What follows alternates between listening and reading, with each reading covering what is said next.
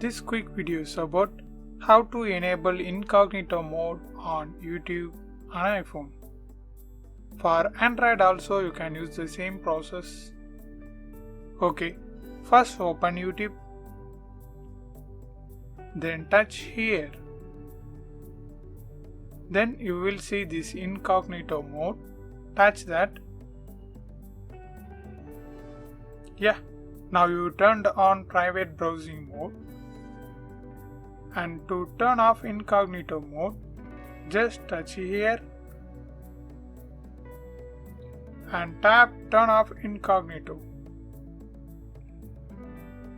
That's it. I hope this video helps you. If it really helps me, subscribe and share this video with your friends and neighbors. Thanks for watching.